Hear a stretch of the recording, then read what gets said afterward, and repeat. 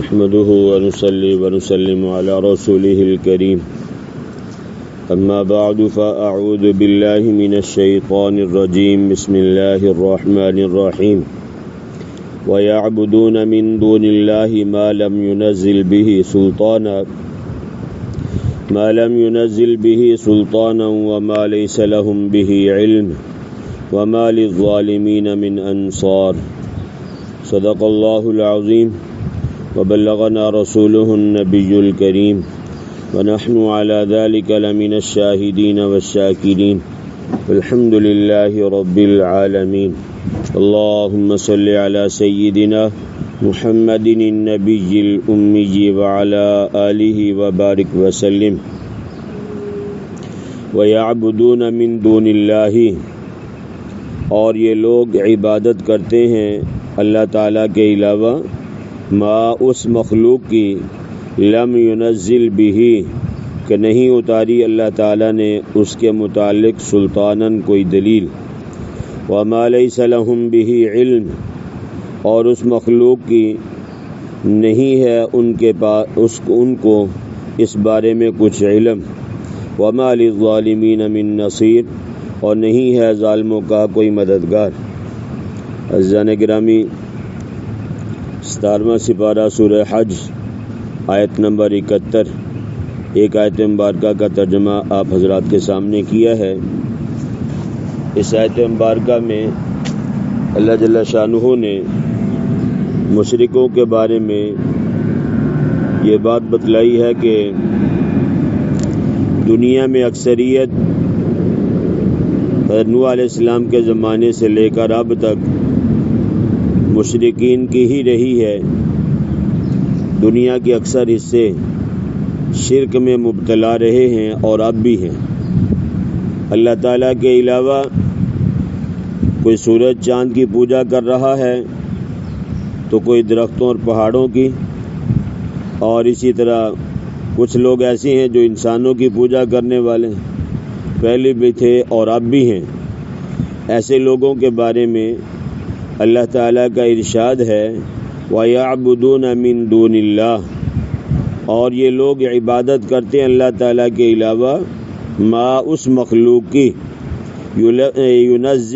لم ينزل به سلطانا کہ نہیں اتاری اس کے متعلق اللہ تعالیٰ نے کوئی دلیل نہیں ہے، کوئی سند نہیں ہے، کوئی حجت نہیں ہے شرک کے جواز پر کہ کوئی پختہ عقلی یا نقلی دلیل ہو، صرف شبہات اور اوہام ہیں جن کا کوئی اعتبار نہیں۔ بہی طور پہ کہ یہ لوگ اللہ تعالیٰ کے علاوہ دوسری مخلوق کی عبادت کرتے ہیں، وما اور اس مخلوق کی عبادت کرتے ہیں لیس لہم بہ علم نہیں ہے ان کو اس کے بارے میں کچھ علم کہ کون ہماری پوجا کرتا ہے، کون ہماری عبادت کرتا ہے۔ حضرت عیسیٰ علیہ السلام کی لوگ پوجا کرتے ہیں، عزیر علیہ السلام کی پوجا کرتے ہیں، اللہ تعالیٰ کے فرشتوں کی عبادت کی جا رہی، بہت سارے نیک لوگوں کی پوجا کی جا رہی ہے، جبکہ ان لوگوں کو اس کے بارے میں علم ہی نہیں ہے کہ کوئی ہماری عبادت کر رہا ہے یا نہیں کر رہا۔ ٹھیک ہے بھائی، جب پتہ ہی نہیں ہے تو وہ صلہ کیا دیں گے؟ اللہ کی عبادت کی جا رہی، اللہ کو ہم سجدہ ریز ہو کے ہٹے ہیں، اس کے بارے میں اللہ کو پتہ ہے نہیں پتہ بھائی؟ پتہ ہے نا؟ تو جو ذات علیم بذات الصدور ہے، واقعتاً معبود برحق ہے، اسی ہی کی عبادت کرنے کا فائدہ ہے۔ اس کے علاوہ کسی اور کی ساری زندگی عبادت کرتے رہیں، ذرہ برابر بھی فائدہ نہیں ہے۔ اور پھر دوسرے نمبر پہ بات یہ ہے کہ سجدہ کرنا عبادت ہے۔ عبادت کہتے کس کو ہیں؟ یعنی سوال یہ پیدا ہوتا ہے کہ یہ لوگ دوسروں کی عبادت کرتے ہیں اللہ کے علاوہ، تو عبادت کسے کہتے ہیں؟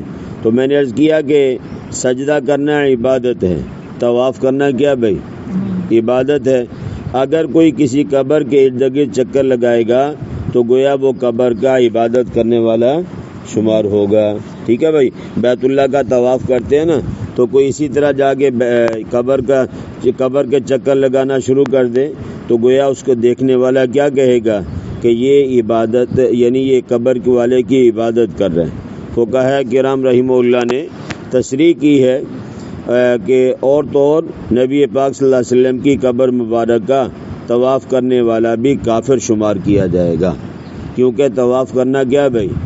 عبادت ہے۔ طواف کرنا کیا ہے؟ عبادت ہے، اور عبادت اللہ کے علاوہ کسی اور کی جائز نہیں ہے۔ تو اس لیے اگر کوئی روضہ اقدس کی بھی گر چکر لگا رہا ہے، طواف کر رہا ہے، تو گویا یہ سمجھا جائے گا کہ یہ عبادت کر رہا ہے، اور عبادت غیر کی جائز نہیں ہے۔ تو کوئی شخص یوں کہے، نظر ہے یا منت مانتا ہے، کوئی شخص یوں کہے کہ اگر میرا یہ کام ہو گیا تو میں فلاں بزرگ کی قبر پر چڑھاوا چڑھاؤں گا، تو فرمایا کہ یہ عبادت اللہ تعالیٰ کے علاوہ کسی اور کے لیے جائز نہیں ہے۔ فتاوی عالمگیری، فتاوی شامی، جو بڑی بڑی فتاوی جات کی کتابیں ہیں، ان میں یہ بات کی تصریح ہے کہ نظر عبادت ہے۔ نظر کیا ہے بھائی؟ یعنی نظر ماننا یا منت ماننا یہ کیا ہے؟ عبادت ہے۔ والعبادت لا تجوز لمخلوق، اور عبادت مخلوق کے لیے جائز نہیں ہے، یعنی عبادت مخلوق کی کرنا جائز نہیں ہے۔ اسی طرح کسی کو حاجت روا مشکل کشا سمجھنا، یہ بھی کیا بھائی؟ کفر کے شرک کے زمرے میں آتا ہے۔ تو غیر اللہ کی عبادت کا نام آج کل اگر دیکھا جائے نا بھائی، تو کہتے ہیں ہم عبادت تو نہیں کر رہے، ہم تو تعظیم کر رہے ہیں اپنے پیر صاحب کی، کبھی اس کے سامنے جا کے جھک رہے ہیں، کبھی اس کے جا کے جناب پاؤں پہ پڑ رہے ہیں۔ تو پوچھا جاتا ہے بھائی یہ کیوں کرتے ہو؟ ایسا کرنا جائز نہیں ہے۔ تو وہ کہتے ہیں ہم تو اپنے پیر صاحب کی تعظیم کر رہے ہیں، ادب کر رہے ہیں، ٹھیک ہے، عبادت تو ہم اللہ کی کرتے ہیں۔ حدیث مبارکہ میں آتا ہے کہ الدعاء هو العبادہ، کہ دعا کرنا کیا ہے؟ عبادت ہے۔ آج کل مشرک لوگ اسی میں لگے ہوئے ہیں کہ جب ان سے پوچھا جائے تو کہتے ہیں ہم تعظیم کرتے ہیں۔ تو سوال یہ ہے کہ اگر یہ تعظیم ہے تو پھر عبادت کس کو کہتے ہیں بھائی؟ اگر جھکنا ہی تعظیم ہے تو پھر عبادت کس کو کہتے ہیں؟ ان کے کہنے کی کوئی حیثیت نہیں ہے۔ شریعت جس کو عبادت کہے وہ عبادت ہے۔ جھکنا بھی کیا بھائی؟ عبادت ہے۔ جھکنا کیا ہے؟ عبادت ہے۔ مثلا جو رکوع کے مشابہ ہے، نبی پاک صلی اللہ علیہ وسلم سے پوچھا گیا کہ حضرت دو آدمی آپس میں ملنا چاہیں تو کیا وہ معانقہ کر سکتے ہیں، یعنی گلے مل سکتے ہیں؟ نبی پاک صلی اللہ علیہ وسلم نے فرمایا بالکل مل سکتے ہیں۔ پھر پوچھا حضرت مصافحہ کر سکتے ہیں؟ تو آقا دو عالم صلی اللہ علیہ وسلم نے فرمایا مصافحہ بھی کر سکتے ہیں، اور مصافحہ کرنا دونوں ہاتھوں سے ہوتا ہے، ایک ہاتھ سے نہیں ہوتا۔ امام بخاری رحمہ اللہ نے بخاری میں باب قائم کیا ہے المصافحۃ بالیدین، مصافحہ دونوں ہاتھوں سے ہے۔ پھر اس پر حدیث پیش کی ہے کہ حضرت عبداللہ ابن مسعود رضی اللہ عنہما نے فرمایا کہ میں نے حضرت صلی اللہ علیہ وسلم کے ساتھ مصافحہ کیا، اس طرح کہ میرا ہاتھ نبی کریم صلی اللہ علیہ وسلم کے دونوں ہاتھوں کے درمیان تھا۔ ٹھیک ہے بھائی، اب دونوں ہاتھوں کے درمیان اگر آدمی ایک ہاتھ سے مصافحہ کرے اور دوسرا ایک ہاتھ سے اس کا جواب دے تو ایک ہاتھ میں دوسرا ہاتھ چلا جائے گا۔ حضرت عبداللہ ابن مسعود فرماتے ہیں کہ نبی پاک صلی اللہ علیہ وسلم کے دونوں ہاتھوں کے درمیان میرا ہاتھ تھا۔ تو اس سے یہ بات سمجھ میں آتی ہے کہ سلام کتنے ہاتھوں سے ہے بھائی؟ دونوں ہاتھوں کے ساتھ ہاتھ ملایا جائے۔ تو بہرحال یہ کہ اور پھر آپ صلی اللہ علیہ وسلم سے پوچھا گیا کہ حضرت کیا آدمی جھک بھی سکتا ہے ملنے کے لیے؟ جیسے آدمی ایسے جھک جاتے ہیں، تو پوچھا کہ کیا آدمی جھک بھی سکتا ہے؟ آقا دو عالم صلی اللہ علیہ وسلم نے فرمایا لا، یعنی نہیں جھک سکتا۔ ٹھیک ہے بھائی، ملنے کے لیے سلام کیا جا سکتا ہے، ملنے کے لیے گلے ملے جا سکتے ہیں، لیکن ملنے کے لیے جھکنا یہ جائز نہیں ہے، کیونکہ جھکنے سے رکوع والی کیفیت پیدا ہوتی ہے، اور رکوع کیا ہے بھائی؟ عبادت ہے، اور عبادت اللہ تعالیٰ کے علاوہ جائز نہیں ہے۔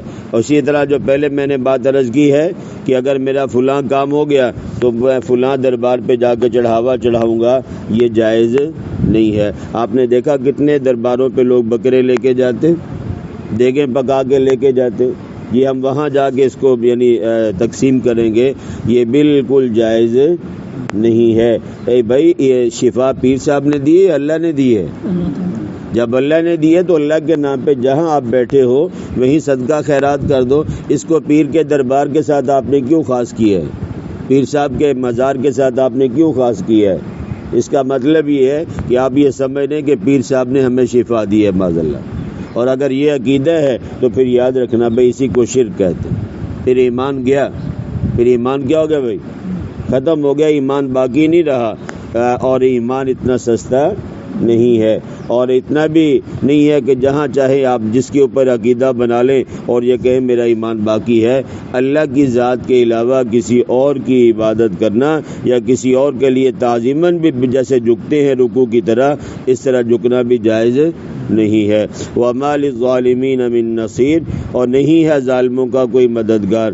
مشرک سارے کے سارے ظالم ہیں، اس لیے کہ اللہ تبارک و تعالیٰ نے سورہ لقمان میں اس بات کو بیان فرمایا کہ ان الشرک لظلم عظیم، کہ شرک یہ کیا بھائی سب سے بڑا ظلم ہے۔ وَإِذَا تُتْلَى عَلَيْهِمْ آيَاتُنَا، فرمایا جب پڑھی جاتی ہیں ان مشرکوں کے سامنے ہماری آیتیں، بینات، جو کہ صاف صاف ہیں، واضح ہیں، جن میں شرک کا رد ہوتا ہے، بدعات کا رد ہوتا ہے۔ فرمایا تعرف فی وجوہ الذین کفروا المنکر، اے مخاطب آپ پہچانتے ہیں ان لوگوں کے چہروں میں جو کافر ہیں برائی کو، ان کے چہروں میں اجنبی اور اوپری چیز دیکھو گے۔ جب یہ توحید کے دلائل اور شرک کا رد سنتے ہیں تو ان کے چہروں پر پریشانی ظاہر ہو جاتی ہے۔ یکادون، قریب ہوتے ہیں، یسطون بالذین، حملہ کر دیں ان لوگوں پر، یتلون علیہم آیاتنا، جو پڑھتے ہیں ان کے سامنے ہماری آیتیں۔ یہ صرف باتیں نہیں ہیں، اللہ کا قرآن جو بتا رہے ہیں نا بھائی کہ جب مشرک کے سامنے توحید کا ذکر کرتے ہیں نا تو ان کے چہرے دیکھنے والے ہوتے ہیں، ان کے چہرے بگڑنا شروع ہو جاتے ہیں۔ اور بدعتی کے سامنے جب سنت کا تذکرہ ہوتا ہے نا بھائی تو بدعتی کا چہرہ بگڑ جاتا ہے، وہ سنت کو سننے کے لیے معاذ اللہ تیار نہیں ہوتا۔ یہ ہمارے ہاں بحمداللہ تعالی ایسے معاملات نہیں ہیں، نہ ایسا ماحول ہے۔ بہت ساری مساجد میں آپ جمعہ پڑھنے کا اتفاق ہو نا بھائی، لوگ بھی ہمیں آگے بتاتے ہیں کہ وہاں صرف کرامات کو ہی بیان کیا جاتا ہے، کرامتیں بیان کی جاتی ہیں، ٹھیک ہے بھائی۔ تو وہ بیچارے جو مقتدی ہیں وہ سن سن کے کرامتوں کے پیچھے ہی پڑے ہوئے۔ اچھا اگر وہاں جا کے اللہ کی قدرت کے دلائل بیان کیا جائے اور یہ اس بات کو بار بار بیان کیا جائے کہ اللہ کی ذات سے ہی ہوتا ہے، اللہ ہی کرنے والے ہیں، اگر اللہ چاہے تو ہو سکتا ہے کام، اگر اللہ نہ چاہے تو کوئی دنیا کی بڑی سے بڑی طاقت بھی اللہ کی چاہت اور مرضی کے بغیر کوئی کام نہیں کر سکتی۔ آپ یہ باتیں کریں، وہاں دیکھیں آپ کی بات سننے کے لیے کوئی تیار بھی نہیں ہوگا۔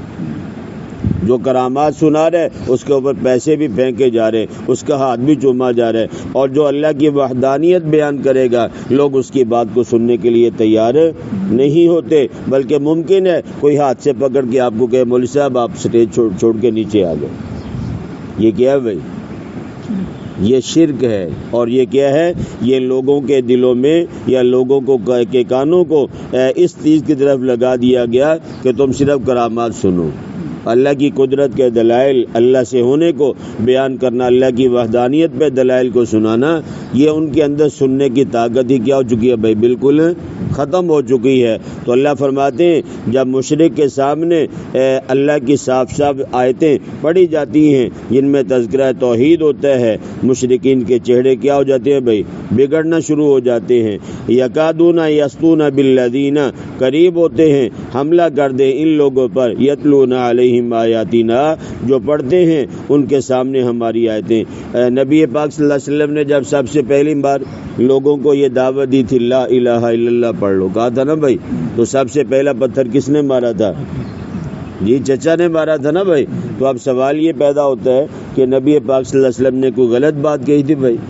بات تو بالکل وہی تھی جو حقیقت تھی کہ اللہ ایک ہی ہے، اور جن کے دلوں میں شرک بھرا پڑا تھا ان کو توحید کی بات سمجھ میں نہیں آئی، ان کو توحید کی دعوت اچھی نہیں لگی، اور انہوں نے فوراً کیا کر دیا بھائی؟ نبی پاک صلی اللہ علیہ وسلم پہ پتھر برسا دیا۔ تو عرض کرنے کا مقصد یہ ہے، یہ اس وقت بھی تھا اور اب بھی ہے۔ حضرت مولانا محمود الحسن صاحب رحمہ اللہ یہ دیوبند کے فاضل تھے، پرانی بات ہے۔ لورالائی کوئٹہ میں رمضان المبارک کے مہینہ میں جامعہ مسجد کے اندر ایک بدبخت ازلی اور شقی القلب نے صرف اس لیے ان کو شہید کر دیا تھا کہ مولانا نے فرمایا تھا کہ علم غیب صرف اللہ تعالیٰ ہی کو ہے، اللہ کے علاوہ کوئی نبی یا ولی عالم الغیب نہیں ہے۔ ٹھیک ہے بھائی، جب یہ بات منبر پہ کہی نا تو ایک آدمی نے کھڑے ہو کے ان کو گولیاں مار دی تھی۔ ان کو شہید کر دیا تھا. ٹھیک ہے بھائی. اب آپ یوں بتائیں کہ قرآن کریم میں آپ نے خود کئی مقامات پہ خود پڑھا ہے، خود سنا ہے کہ غیب کی کنجیاں کس کے پاس ہیں بھائی؟ اللہ ہی کے. وَلِلَّهِ غَيْبُ السَّمَاوَاتِ وَالْأَرْضِ، زمین و آسمان کا غیب کس کے پاس ہے بھائی؟ اللہ کے پاس ہے. اگر ہم کوئی بندہ یہ کہتا ہے کہ غیب صرف اللہ کے پاس ہے، اللہ کے علاوہ کسی اور کے پاس نہیں ہے، تو اس کا مطلب یہ نہیں ہوتا کہ نبی پاک صلی اللہ علیہ وسلم کے پاس علم ختم ہو گیا معاذ اللہ. غیب اس کو کہتے ہیں جو کسی کے بتائے بغیر پتہ ہو. ٹھیک ہے بھائی. اللہ نے بہت ساری غیب کی خبریں اپنے نبی کو دی ہیں. ٹھیک ہے بھائی. تو یہ تو غیب بتایا گیا ہے. اللہ کو کوئی غیب بتاتا ہے بھائی؟ ٹھیک ہے بھائی. مخلوق کی صفت نہیں ہے غیب کی کنجیاں اپنے پاس رکھنا، یہ میرے اللہ کی صفات ہے. اللہ کے علاوہ اور کوئی غیب کی کنجیاں نہیں رکھتا. باقی یہ کہ بہت ساری باتیں، یہ پورا قرآن غیب میں تھا، یہ اللہ نے اپنے نبی کو بتایا کہ نہیں بھائی؟ اور نبی پاک صلی اللہ علیہ وسلم کے توسط سے یہ ہم تک پہنچے. اگر اللہ یہ قرآن نازل نہ کرتے مثال کے طور پہ، تو یہ نہ نبی کو پتہ چلتا نہ امت کو پتہ چلتا. تو یہ ساری کی ساری غیب کی خبریں ہیں. حضرت ابراہیم علیہ السلام کی قوم نے حضرت ابراہیم علیہ السلام کے ساتھ کیا کیا، نوح علیہ السلام کی قوم نے نوح علیہ السلام کے ساتھ کیا کیا. ٹھیک ہے بھائی. یہ اللہ نے اپنے محبوب کو بتایا ہے تو تب پتہ چلا ہے، اور محبوب نے پھر امت کو بتایا. اگر یہ نہیں بتاتے تو یہ امت کو، مخلوق کو پتہ چلتا بھائی. ٹھیک ہے بھائی. تو اس لیے فرمایا کہ غیب کی کنجیاں صرف اور صرف میرے اللہ کے پاس ہیں. تو میں نے عرض کیا کہ جب اللہ فرماتے کہ جب ان کے سامنے توحید کو بیان کیا جاتا ہے تو یہ قریب ہوتا ہے ان کے چہرے بگڑ جاتے ہیں کہ یہ بیان کرنے والے یا آیات کو سنانے والوں کے اوپر حملہ کر دے. قل، آپ صلی اللہ علیہ وسلم کہہ دے، افأنبئکم بشر من ذالکم، کیا بس میں تم کو بتلاؤں اس سے بری چیز کہ اللہ کی آیات سن کر تمہیں تکلیف ہوتی ہے، تمہارے چہرے بگڑ جاتے ہیں. میں تمہیں اس سے بھی بری چیز نہ بتلاؤں جو تمہارے لیے تیار ہے. وہ کیا ہے؟ النار، وہ دوزخ کی آگ ہے. جس کو تکلیف ہوتی ہے نا تو توحید کو سن کے، اللہ کہتا ہے تمہیں تکلیف ہو، لیکن یہ کہ تمہارا انجام کیا ہے بھائی؟ النار، دوزخ کی آگ ہے. جسے اللہ کی توحید سننے کی عادت نہیں ہے نا بھائی، جب اس کے سامنے توحید بیان کرتے ہیں تو اس کو تکلیف ہوتی ہے، چہرے بگڑ جاتے ہیں. فرمایا یہ چہروں کا بگڑنا یا توحید کا سننا تمہیں پسند نہ آنا، یہ اتنا برا نہیں ہے، بلکہ اس کا انجام اس سے بھی برا ہے. اور وہ کیا بھائی؟ النار، وہ کیا بھائی؟ آگ ہے، دوزخ کی آگ ہے. وعدہ اللہ الذین کفروا، وعدہ کیا ہے اس دوزخ کا اللہ تعالیٰ نے ان لوگوں کے ساتھ جو کافر ہیں، رب تعالیٰ کی آیات کو نہیں مانتے، توحید کو تسلیم نہیں کرتے، اللہ تعالیٰ کے پیغمبروں کی باتیں نہیں مانتے، اپنی طرف سے دین ایجاد کرتے ہیں. فرمایا ان کے لیے دوزخ کی آگ تیار ہے.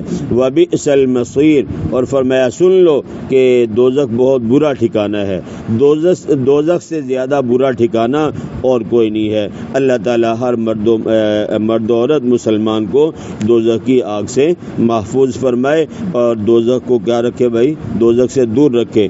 لوگ یہ سمجھتے ہیں کہ جنت اور دوزخ بڑی دور ہے. یہ جنت اور دوزخ بہت قریب ہے. جیسے ہی آنکھ بند ہوگی نا بھائی، اگر نیک اعمال ہے تو جنت آنکھوں کے سامنے ہوگی، اور اگر برا آدمی ہے معاذ اللہ تو پھر دوزخ بھی بندے کی آنکھوں کے سامنے ہے. نہ موت دور ہے، نہ جنت اور دوزخ دور ہے. اللہ کی ذات سے دعا ہے کہ جو کچھ کہا سنا گیا، اللہ مجھے بھی، اللہ آپ کو بھی کہنے سننے سے زیادہ سمجھ کر عمل کرنے کی توفیق نصیب کرے.